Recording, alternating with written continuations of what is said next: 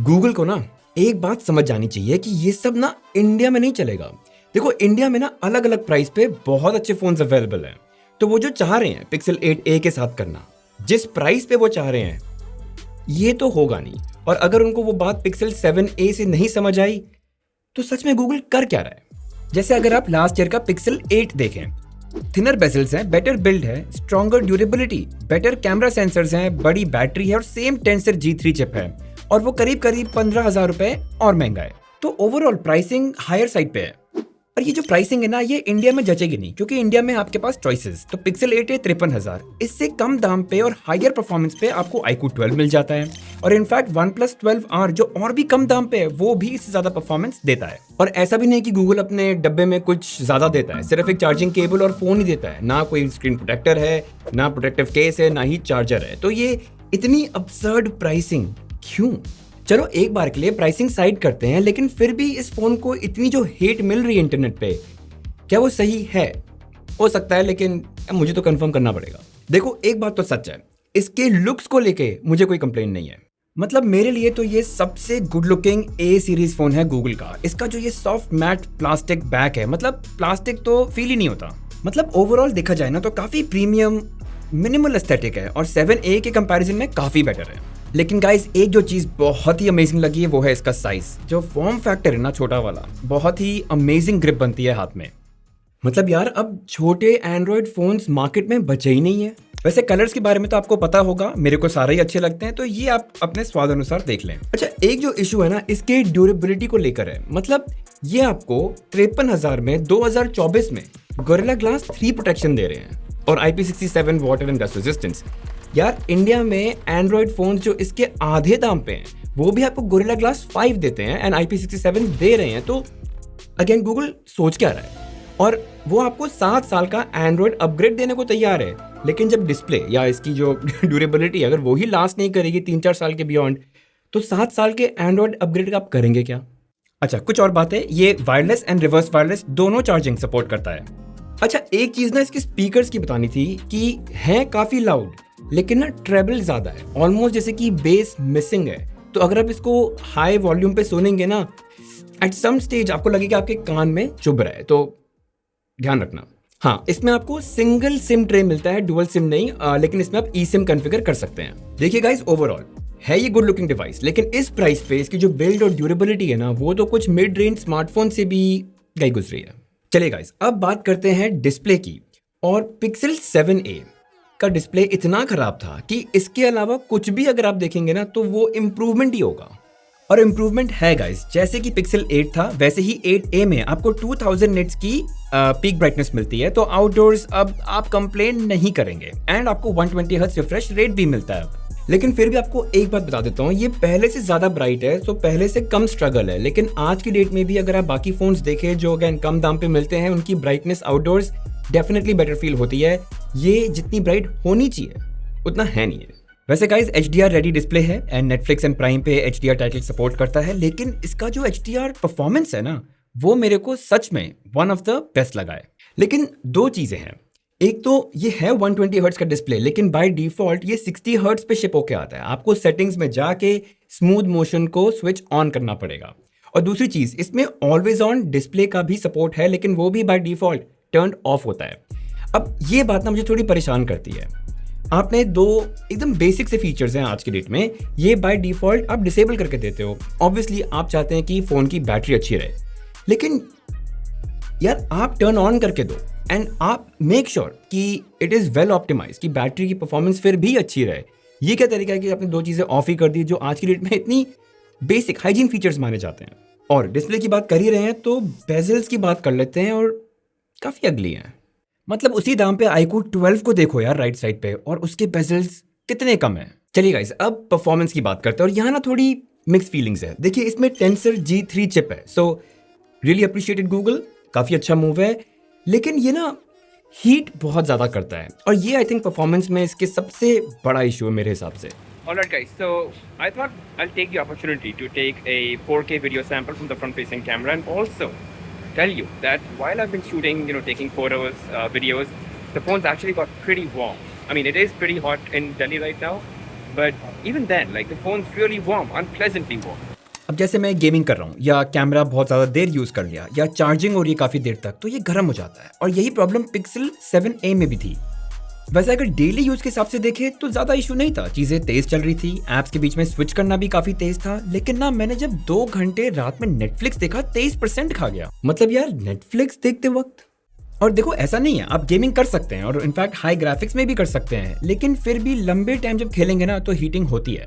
देखिए गाइस, जैसे मैंने पहले बताया आपको, इस प्राइस पे आपको और काफ़ी फ़ोन्स मिल जाएंगे जो मच बेटर परफॉर्मेंस देते हैं। तो अगर आपके लिए performance is very critical, I don't think ये फ़ोन सूटेबल है उसके लिए। आप iQOO 12 देखें जो इसी प्राइस पे आपको फ्लैगशिप परफॉर्मेंस देता है, और वरना आप कम बजट में OnePlus 12R भी देख सकते हैं जो क्रेजी परफॉर्मेंस देता है। खैर चलिए, अब बात करते हैं कैमरास की। आफ्टर ऑल पिक्सल फोन्स को कंसिडर करने का सबसे बड़ा रीजन कैमरास ही होने चाहिए।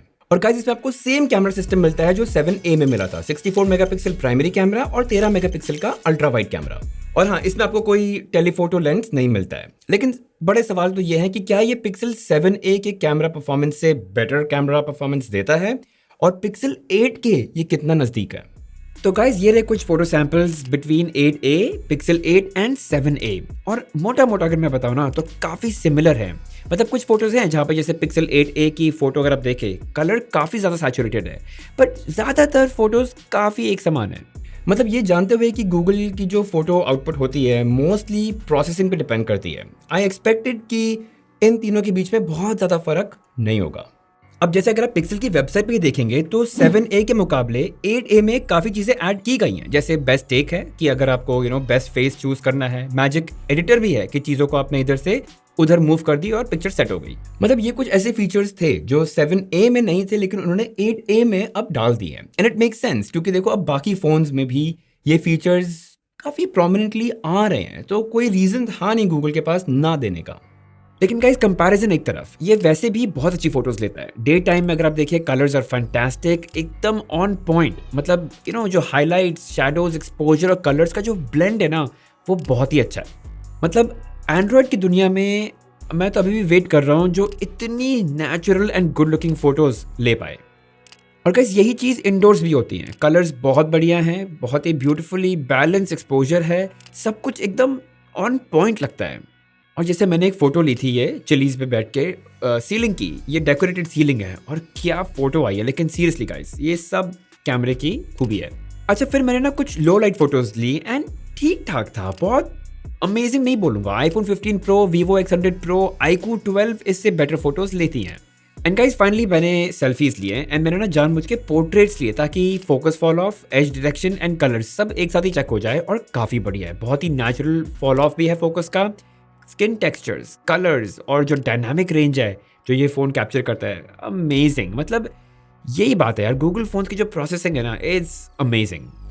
लेकिन यही सब वीडियो में आते आते ना थोड़ा ढीला पड़ जाता है। तो गाइस, ये फ़ोन 4K 60 FPS तक शूट कर सकता है। मैंने जो आपको सैम्पल जो दिखा रहा हूँ वो 30 FPS पे ले रखी हैं। एंड ठीक है वीडियोस, मतलब बहुत बुरी नहीं है, डे टाइम में ठीक ठाक ले लेता है। स्टेबल भी काफ़ी है एंड डायनामिक रेंज अच्छी है। मैं अगर सब्जेक्ट के बहुत पास जाऊं और टैप करूं तो फोकस भी पकड़ लेता है। सो वैसे बुरा नहीं है, बट हाँ, iPhone 15 Pro जितना या iPhone 15 जितना अच्छा नहीं है, उनकी बात अलग है। एंड आई थिंक अभी एंड्रॉयड फ़ोन को थोड़ा टाइम लगेगा वहाँ तक पहुँचने में। लो लाइट में काफ़ी बुरा हाल है, अगर आप देखें बहुत नॉइज़ है, काफ़ी शेकी फुटेज है, फोकस हंटिंग भी बहुत ज़्यादा है। जैसे जैसे मैं चल रहा हूँ, ये अच्छी नहीं है। और हाँ, अगर आपको ऑडियो मैजिक इरेजर या मैजिक ऑडियो इरेजर जो भी है उसका सैंपल देखना है तो ये रहा। Alright, so guys, I'm shooting using the front-facing camera of the Pixel 8a. Okay, and I have to tell you one thing, that as I've been moving around and taking pictures and videos, the phone has become extremely hot. Like, it's actually really warm, okay? But let me know how the video quality looks. So this is 4K, which is really good because, it looks nice, at least on the screen, but of course, you'll be a better judge of whether it actually looks good when it's transferred onto, something like YouTube. Guys, overall मैं यही कहूँगा कि इस price segment में इससे better camera output शायद ही किसी का हो। मतलब इसकी एक्यूरेसी, कलर कैलिब्रेशन सब कमाल है, डायनामिक रेंज ऑन पॉइंट है, अच्छी फोटोज लेता है, अच्छी वीडियोस लेता है, अच्छी सेल्फीज लेता है, कोई कंप्लेन है नहीं।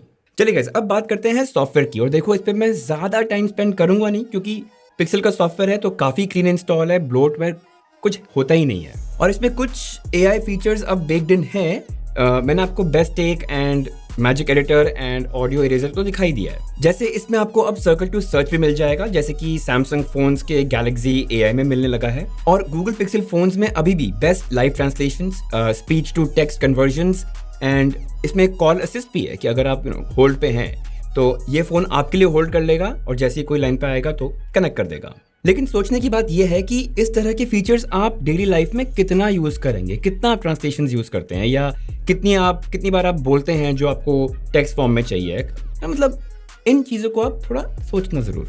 और हाँ, गूगल इसमें आपको 7 ईयर्स तक का एंड्रॉयड अपग्रेड देगा। और देखो, इस पे आपको मेरी राय पता है, गूगल थैंक यू। लेकिन मुझे पता नहीं है कि gorilla glass 3 and tensor G3 is ready for 7 years of Android upgrades.